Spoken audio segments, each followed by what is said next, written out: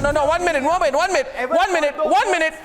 I want to ask you a question. Wait a minute. A question to you, Tanveer. Wait a minute. Here's a question.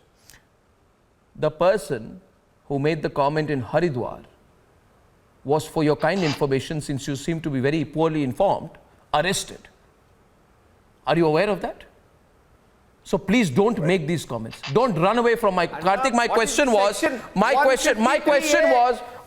So you're saying he's competing with a religious fanatic.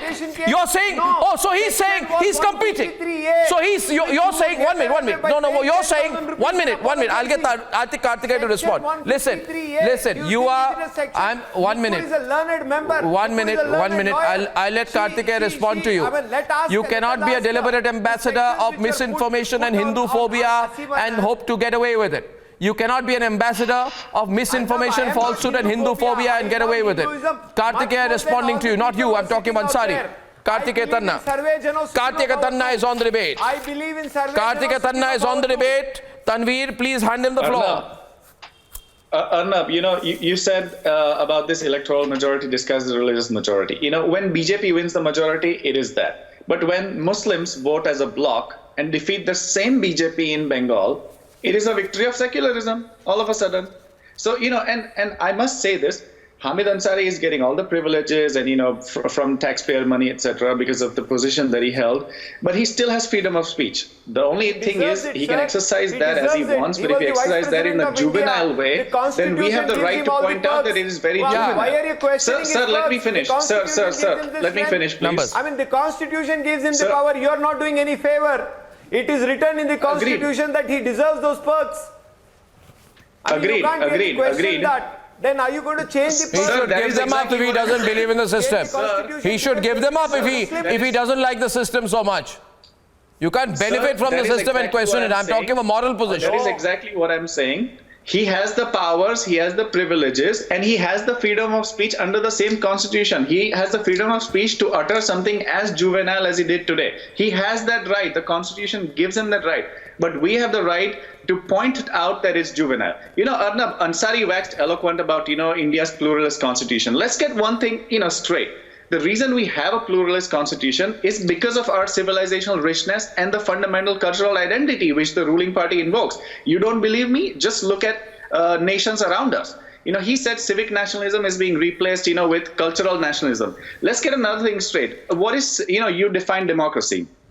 How do you define civic? Civic means something that relates to citizens, cities, communities. Now, how can you divorce citizens, cities, and communities from the fundamental cultural identity? No, this is the issue. Kartik, let me explain this to you. My God. I think you're 1 minute.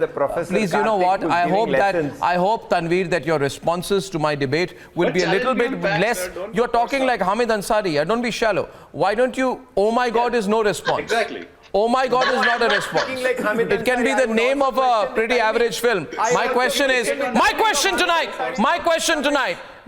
tonight is this. He has said civic nationalism. I say, Professor Mandal, kindly inform us, what is uncivic nationalism? Yes. This huge debate, civic nationalism, as opposed to what? When 2008, Yes. when Rahul Gandhi, in the presence of his mother, I'll tell you. signs an MOU with Xi Jinping watching on, is he indulging in civic or uncivic nationalism?